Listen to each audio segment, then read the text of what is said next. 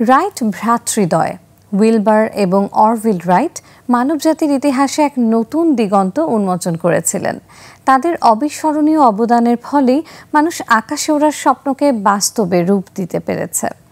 এই দুই ভাইয়ের মধ্যে ছোট ছিলেন অরভিল রাইট, যিনি 1871 সালের 19 অগস্ট অর্থাৎ আজকের দিনে আমেরিকার ওহাইও অঙ্গরাজ্যের ডেটন শহরে জন্মগ্রহণ করেন।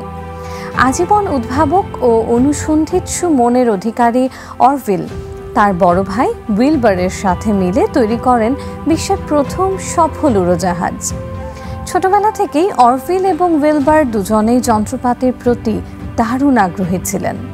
তাদের বাবা একজন বিশপ ছিলেন, যিনি তাদের জন্য খেলনা হেলিকপ্টার নিয়ে এসেছিলেন। ওয়ালটন এখন দেশের সীমানা পেরিয়ে পৌঁছে গিয়েছে 50টিরও বেশি দেশে। ওয়ালটন, ঘরে ঘরে বিশ্বজুড়ে। সেই খেলনা থেকেই মূলত তাদের উড্ডয়নের প্রতি আগ্রহ জন্ম নেয়। ডেটনে নিজেদের বাইসাইকেলের দোকান চালানোর পাশাপাশি তারা নিজেদের গবেষণাগারে উড়ন্ত যন্ত্রের বিভিন্ন মডেল নিয়ে পরীক্ষা নিরীক্ষা শুরু করেন। 1899 সালে উইলবার রাইট স্মিথসোনিয়ান ইনস্টিটিউশনে চিঠি লিখে উড্ডয়ন সম্পর্কিত বিভিন্ন বই ও গবেষণাপত্র চেয়ে পাঠান।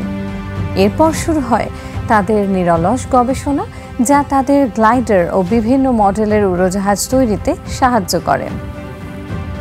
1903 সালের 17 ডিসেম্বর উত্তর ক্যারোলিনার কিটি হকের বালিয়ারিতে অরভিল রাইট মানব ইতিহাসের প্রথম সফল ও নিয়ন্ত্রিত বিমান উড্ডয়ন ঘটান। সেই দিন ফ্লায়ার নামের উড়োজাহাজটি মাত্র 12 সেকেন্ড বাতাসে ভেসেছিল এবং 120 ফুট দূরত্ব অতিক্রম করেছিল।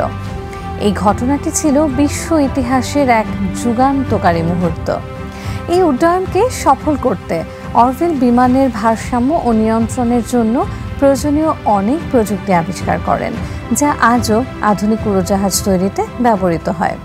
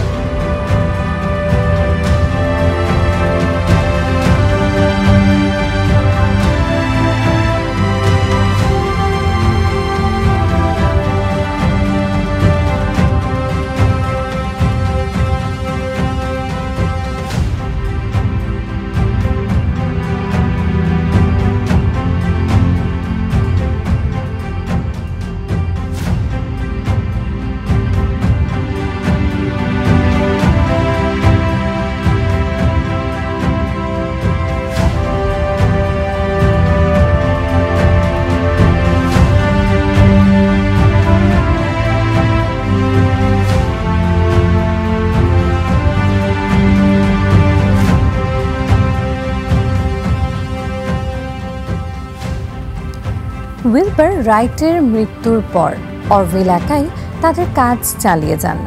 তিনি রাইট কোম্পানি পরিচালনা করেন এবং এরোস্পেস ইঞ্জিনিয়ারিং ও অ্যাভিয়েশনের উন্নতির জন্য কাজ করতে থাকেন।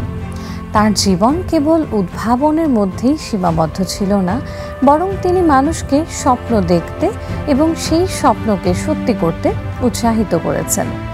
1948 সালের 30 জানুয়ারি তার মৃত্যুর পর তিনি ডেটনের পারিবারিক কবরস্থানে উইলবারের পাশেই চিরনিদ্রায় শায়িত হন। অরভিল রাইট একাধারে একজন প্রকৌশলী আবিষ্কারক এবং পাইলট হিসেবে ইতিহাসে অমর হয়ে আছেন। তার অবদানের জন্যই আজ আমরা অনায়াসে আকাশ ভ্রমণ করতে পারি।